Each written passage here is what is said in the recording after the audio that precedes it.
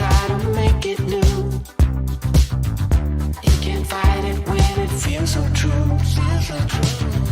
You drive me crazy like no one else. The final moment before I lose myself. And it's no use working 9 to 5 if you want more than to stay alive. So come on over, we can make it through. Take my hand, I know just what to do. On the beat, keep dancing through the night. We stay up until the morning light, the morning light. Oh, so come on over, we can make it through. Take my hand, I know just what to do. On the beat, keep dancing through the night. We stay up until the morning light, the morning light. Oh, the morning light. Oh, I just wanna be your Superman. Come fly with me, just take my hand. Person's situation is different, and everybody needs a different specific house. So yeah, I think that you just be patient. Because sometimes the patience, I'm thinking about patience because I know about 2 or 3 people right now, Amanda, they've been looking about 6 months, if not long. It's a long time. And when I tell you they are so frustrated, they're discouraged, they don't even want to look at another house. They're just so tired. They're just exhausted because they can't seem to understand why they cannot find the house. And why is it that every time they get ready to, it's just they put the offer in, it doesn't work, and they're just to the point now that they're just frustrated and they're just tired. They don't even want to talk to anybody else anymore. That's just where they are. I'm like, oh my goodness. So trying to encourage them, and it's hard. Lawanda, they need to speak to Amanda. Exactly. Exactly. That's what I said. Exactly. Yeah, 6 months is a long time. That's a long time, man. That's too long. I'm like, you're still looking? I'm like, wait a minute. And they're so discouraged. They have everything ready. They've been going back and forth with the bank. So they're okay with that. They did verification. So they're ready for all that, but they're just so tired. They're like, I don't even want to look at another house. Yeah, I mean, a lot of that has to do with the offers that are, they're, I don't know what price range they're looking at, but all of that is like stuff that your realtor should help you determine. Like, if it is in an area where people are offering over, well, then they're going to have to tell you, look for a house that's 20 grand less than what you're willing to pay, because you're going to have to go over that much. Like, there's like little things that you have to consider that, because you shouldn't be looking for 6 months or a year unless you're a very difficult person. But I mean, I don't think that's, that's the case. No. These people want houses, they just need your help. And that's what as a realtor, you're that person for them. Right. Best you to do those, to help them with those decisions. Lawanda, good. I think that before we're finished here, I do think that you should get that information and just give them Amanda's right, and all Definitely. and have them call Amanda, and I'm sure that probably in less than 6 months that happy that you went that extra mile to get them that information that's required so that Amanda will help them. Go, Amanda. Yes. Get Amanda's, But Yes. listen, this is good. So if you are discouraged, because I know some people who, as a matter of fact, I have a coworker who said that when she was trying to get a property for her son, said, okay, I'm going to try and help you to get a property or what have you. And the realtor told her, don't even try because there's nothing out there. No, seriously, Wow. don't even bother. There's nothing out there. And I'm like, really? Wow. That's what they told. So she stopped looking. She said, okay, you know what? I'll just wait until the market cools off. And then, because it was a condo for him because the son is in his 20s or early 30s or somewhere in there. And so she was just trying to help him. And especially because now the rates are, they're really good. So she was like, okay, the rates are good. We can get something decent for him, for her son. And she said, a realtor told her there's nothing out there, just to wait.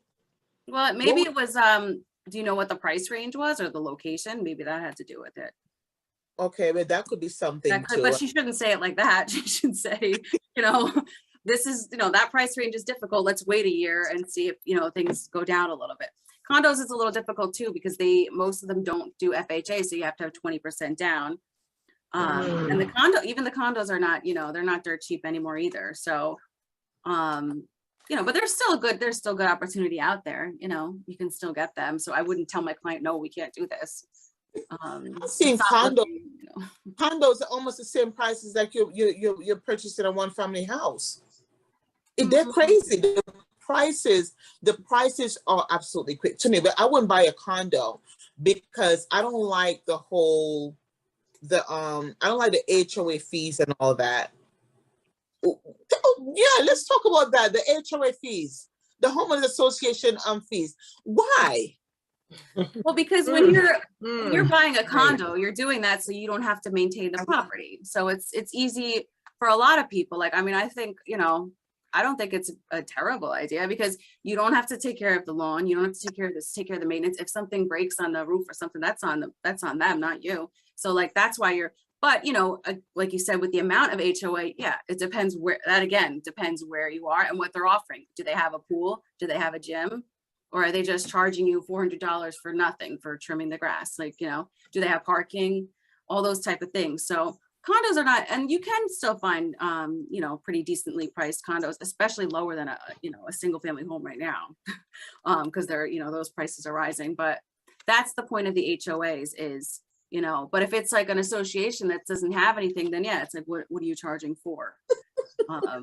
But yeah, that's, you know, it's maintenance basically. You don't have to take care of the property nearly as much as you do with a home. Okay, so the homeowners association do now.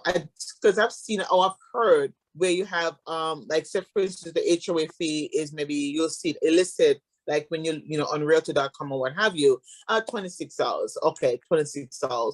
But I've heard where some people said, okay, you know, they'll increase it and it can go all the way up to whatever it is that they choose to. Do they have a cap on HOA?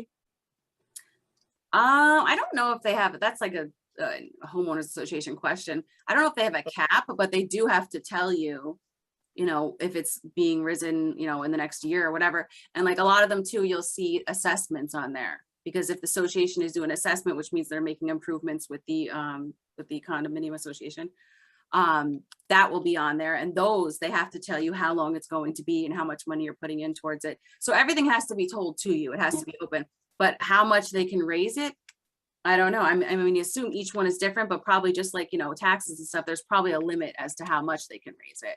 And, you know, it probably is affected, like, are they going to add a whole pool again or a gym or something like that? Then that I'm sure controls how much they can raise it as well. Oh, that's what that does. Okay, but I could cut my own grass. Well, they don't let you, so it's not an option. That would be good. That's not gonna work. You can't get out there with your own lawnmower. No. Become a board member and try to. Right. I'm saving you some time. You don't have to cut your own grass real quick for you. But I could grass and I could move my own snow. And it's never a lot of grass or snow because it's, you know, if it's a condo, it's not a lot of area there. Yeah, thank you. So if you'll probably have a little patch, you know, a little patch of grass. How much cutting is that? You know, that will probably take us, you know, with one up, one down, you know, why charge? Yeah. But I'll tell you what, Dawn, as you get older, you may appreciate having that. Because as you get older, you do not want, even if it's a little patch, you do not want to go outside mowing. You do not want to go outside cleaning up the snow. They may work out for, you know, for older people. I don't even want to do that now. So. Right. See? Yeah. Exactly. But you don't do it. Exactly. Yeah. Okay. I mean, the HOA has its ups and downs, you know, like if you want a bigger house and whatever, it depends on your lifestyle too. Like if you're not, maybe you work like 12 hours a day and you don't have time to maintain a property. So the HOA is better for you. Maybe you want to be part of that smaller community. So, you know, all your neighbors and you can just walk up and down the street, or maybe you want more space. So you're going to go out, you know, like you were just saying before, out further. you know, where the houses are more further apart and you have more space. So it really just, again, like I said before too, everybody has specific needs that they want. And like, as your realtor, that's my job to figure out what your specific needs are and help you find a home that meets those needs. Maybe you don't want, you know, your neighbor right next to you or living in a condominium association, but maybe you do. Maybe it makes you feel safe. Maybe, who knows? People have all types of reasons for everything. So it really is, it's specific to each individual. Amanda, I have this really nice question for you. Mm-hmm. Okay, so I know that you've probably seen a lot of houses, all types, and you've dealt with, you know, some beautiful people. Mm-hmm. But what's the craziest thing you've seen, like when you go, you know, shopping for a house with someone? Okay, I'm gonna give an example, and I was saying that before we got started, that we went in when I was, you know, house shopping, you know, many moons ago. It was where we went into this house, and they were playing like this scary movie, like. Like this scary, and it was dark in there. It was dark, and the music was coming from upstairs. And the real time now we'll look at each other and we're like, "Ooh, it's time to get out of here," because it sounded so spooky. Yeah. I'm serious. It sounded so spooky, almost like you're in the Twilight Zone or something. You know, what's the craziest that you've seen? Because I know that there's some properties out there. People live in very unique situations. Mm-hmm. I will be so nice to say it that way. Mm-hmm. I mean, you see, you know, people have different types of lifestyles all the time. You know, you'll see, I don't know, things set up differently. Some people are very spiritual, and it looks like that when you walk in. It's dark, and it's like, you know, they have curtains over. The one house I went to see recently had curtains over the what do you call it, the hutch, and I don't know why I didn't open the curtains, because I didn't want to see what was behind there, little things like that. But I do have a good listing story. When I had first started real estate a couple of years back, I had a partner, and we had a listing in Little Falls, and it was, you know, a nice house. They renovated. It was like 5-bedroom, whatever, and we had it listed like a good price and whatnot, but it was haunted. And we ended up backing out of it and not selling it, because it was just like, we would close the door at night, and then the one day we came back and there was like it was like a cleaning product sprayed all over the basement. And I thought, like, you know, there's no way it's haunted. But then the one night we finished up with the owner, we had talked to him inside the house, we came out, we were in the driveway, and the basement light went on. And I was like, I'm never going back here again. And then it was also I don't know if it was that night or another night that we were tying up things with the owner there. And that there's like a padlock he had on the back door, and it just started banging. Like, it was so scary. I'm not making this up either. It was very scary, and we couldn't sell the house. Like, there was always something that came up. So like, eventually we gave up the listing, and the guy redid it months later, or maybe it was a year later. But it was haunted. Yeah. And then that gets that trick. Like, do you tell people? I mean, you're supposed to tell them if you know, but then what if it's not really haunted and we're just losing our minds, you know? I don't know, but but that was scary. And I never went back there. I told my listing partner, I was like, you know what, you just finish this one, because I'm not going back there. Yeah. Oh, and that one in the garage, they had another giant, it was a giant hutch thing. And on the back of it had like one of those, like devil worshiping star things. And I was like, oh no. And I ran into that because I was doing a showing with some clients, some buyers. I was the listing agent, but I was doing the showing with some buyers. And I brought them in there, and I was like, oh my God. Like, I had never seen it before. So we were all scared. Yeah. Yeah. It was pretty crazy. Creepy. Yeah. Ooh. Yeah. Oh. It was creepy. We didn't sell it. I never went back. So. I guess not. Okay. No. I don't think you were rushing to go back there. No. I was like, you know what? I don't need it. Forget it. Exactly. That is crazy. I mean, that is. It was pretty crazy. Yeah. yeah, you see. Ooh. And the owner, he wasn't like the actual owner. He's someone who bought it and flipped it, and he was selling it again. He told us stories that like when he was in there, some of the doors would shut and like all kinds of crazy stuff. I didn't experience that, but I experienced the other stuff. So it was pretty creepy. Okay. Wow. Wow. Just stay right where you are. Yes. Stay there, and I'll stay. I'm gonna bring my sage now every time I go to list a house. It's just Like, oh my goodness. Like, oh my God. that was the only time something like that happened. Right. But now I'm always a little scared. I'm like, you know. Okay, you're on your P's and Q's, so to speak. You're like, okay, let me feel this first, you know. Right. Like, oh, wait a minute. Did I just see that? Yeah. Or maybe I didn't see that. Okay. Then It's true. I'm sure it happens. I'm more than Yeah, positive. I mean, I'm you know. sure. You know, you hear people tell it, but I really believe it happens. I really Yeah, do. I Oh, didn't believe yeah. it happened until that, and I was like, oh my god. It's like, I don't think we're coming back to see this Yeah. house. Okay. Exactly. Oh my gosh, that is so funny. That is, I like that. Now, Wow. question. I have a question. What is? I don't know if I asked this question before, or I know that I asked what is a good time to purchase. You answer that, but in this market, it's a good down payment, like say 20, because I know a lot of properties that's been listed, like when I look on Realtor.com and stuff, it has where they give you the 20% down. You know what I mean? They give you that 20% down. I know that, like you had said earlier, when the sellers are looking at, they look at the person who has maybe like a 5% compared to that 20% or what have you. And that looks better, of course, all around, right? Now, have you ever gotten to the place where someone is looking for like an investment property? And how does that work in reference to that down payment compared to like a first-time home buyer or someone who's purchasing maybe a house for the second or what have you? How does that compare to that? Okay, so again, that's more of lender knowledge, but from experience, when you're purchasing an investment home, you have to put more down. So I think it's for a second home, it's about 10%, an investment might be 20. It depends on whatever the rent roll is and whatever your own loan situation is, because I recently had a client, he had to put 25% down on a 2-family. That was, that's what the lender chooses that, but it's sometimes it's more. But you can do, the 3.5% down. But again, in this market, no one's going to take that. But technically, if you're going to live in it and you're going to rent half of it out, you can do the 3.5% down. But if you also going to end up paying PMI insurance. So when you pay on a loan and you're not at, if you're paying 20%, if you're paying 19% or less, you're going to pay an extra insurance to the lender, and it's just money that they keep. So you want to try to get to that 20%. Yeah, it's something that I guess because they're basically insuring less than 20%. So if they say we were to foreclose, they're not going to get enough for the house. So you want to get to that 20% mark if you don't want to pay that extra insurance. But as an investment, they try to get you there already because it's an investment property.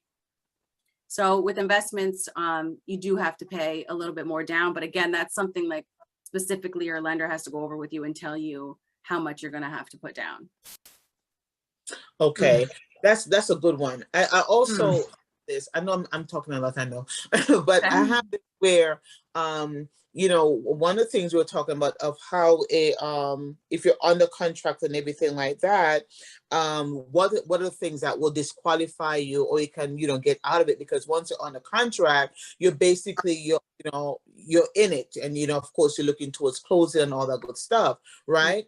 But then what happens when you get an inspection, and that's the only time you can turn around and you can back out of that that contract because there's something wrong with that inspection.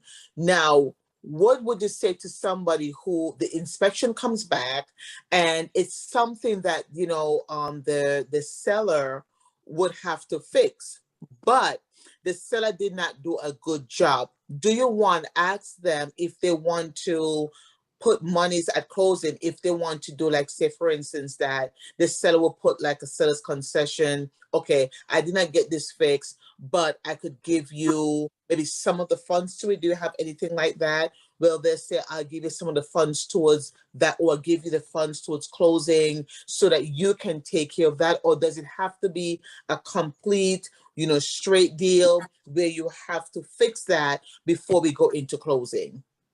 No, so part of the negotiation after you get the inspection is whether you're going to ask them to repair it. You give them both options. You say either you can repair these things for me, or you can give me, and you have to give them a number, this amount of money so I can repair it myself. And yeah, it's not like a check is handed to you to make these repairs. It goes towards your closing costs. So you'll have to bring less money to the closing table. So in the end, yes, you are getting money back.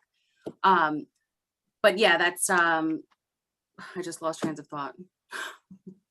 What was I talking about? Come back. I gotta go back. Yeah, so with the inspection, you can ask for a credit or you can ask them to repair it. And you can have, you know, I've had clients who go and have to hire different inspections. Like say the inspection came back with, because the general home inspector does a general home inspection. But if you want like something deeper, you have to hire an electrician. You have to hire, you know, an HVAC guy. Right. You have to hire someone for these specific things. So, you know, I have clients who do that, or like, or someone who checked the chimney, like, you know, these little things. Some who do that, and then you can negotiate from there as well, because you have the actual quote from that specific person. If it's something major, but like we said before, if it's like a broken window or like, you know, the bedroom door is not there or something like that, like no one's going to really, you know, make a big deal about those. Right. But if it's something major, like, you know, you didn't know that the roof was leaking, you want that, you more than likely you're going to want that repaired so that you know it's ready. Or if you do a tank sweep, which is something a lot of people do now just to make sure there's no tanks, that seller should remove that tank. And that could be costly too. It's like $1,200. But you want to do the tank sweep because you want to make sure that the soil is not contaminated either. So that's another big thing with inspections, is to get a separate tank sweep. And I think those are like $250 for the inspection. These are just estimates, of course. But to take it out is, you know, a little bit more expensive. So that's something you want the seller to do, because that too, back to the FHA loans, that will be something that they won't approve. Exactly. That would explain. It's so funny because it would explain some things, because when we first looked at one of the houses that we had first looked at, the oil tank was in the ground. And we ran into so many obstacles. They didn't, they were like, that tank has to come out the ground. They were not going to give us the mortgage. They were determined that tank had to come out that ground. They didn't care. It wasn't even insurance coverage. Same thing. They wanted the tank out of the ground. They did not. So, long story short, the seller, you know, he did not want to pay for it to be taken off the ground. So you know what? We took it off the table. We took the offer off the table. We said, no, we're not going to do it, because the realtor advised us, I would not do it. If he is not going to take that off, and, you know, and I'm glad that that's what she, you know, had explained to us, that no, I would never let you go into something like this, especially you're going in with problems. They're not even going to give you the mortgage, nor the less the insurance for it. So I know we did run into that problem, definitely, because the oil tank was in the ground and he did not want to pay to have it taken out at all. Nope. Yep. And he has to, because all the other lenders are going to have the same issue with that. So it's like, and then unless you want to take it out yourself, but it's like, wait, why won't he take it out then? Is there a bigger issue? Is there soil contaminated? So then it's like, all right, I'm just going to walk away from this. And you have the right at that point, because that's a big issue. Yeah, we walked away. Yeah, exactly. This is good. I love it. This is good. This is good. This was so much information, so informative. Amanda, I'm telling you, a wealth of knowledge. This is good. Appreciate you so much. Oh my gosh. Yes, thank you. I know that you guys out there, I know you had your pen, I know you had your papers. I know that you were writing these things down, because I was even taking notes myself. And I know this was a great session. I knew that you know, Amanda, I mean, I'm just loving this. This is so good. I'm telling you, this is good stuff. You know, thank you so much, Amanda, for this, you know, coming on and sharing with us and giving us all of this wisdom, giving us all of this knowledge, giving us all of this information. Listen, you have got to get in touch with Amanda. Amanda, please tell our viewers how they can get in touch with you, so that they can come on, and Lawanda, get your neighbor, whoever those persons are, to get in touch with Amanda, so that she is a special lady, she is good, she's caring, and she'll make sure that you get into that property that you so desire. So Amanda, in our exit, please tell the people how they can get in touch with you. Give them your information so that we can get them into that property. It's on you. Sure. So my direct cell phone number is 201-456-1842. And you can text me or call me anytime, or if it's easier, you can email me, and that's just my name, which is Amanda at, and then my last name, which is T as in Tom, O-L, V as in Victor, E, and closes.com. So it's Amanda at tolvecloses.com. And the phone number again is 201-456-1842. This is good. So, ladies and gentlemen, there you have it. Amanda Tolve, and I'm going to repeat this again. She said it twice, but I'm going to say it again because sometimes you may need to get it a third time. Her phone number is 201-456-1842. And I'm going to repeat that. It's 201-456-1842, and her email address is Amanda. That's AMANDA at, you know, the at sign, Tolve, that's TOLVE, closes.com. You have all of the information.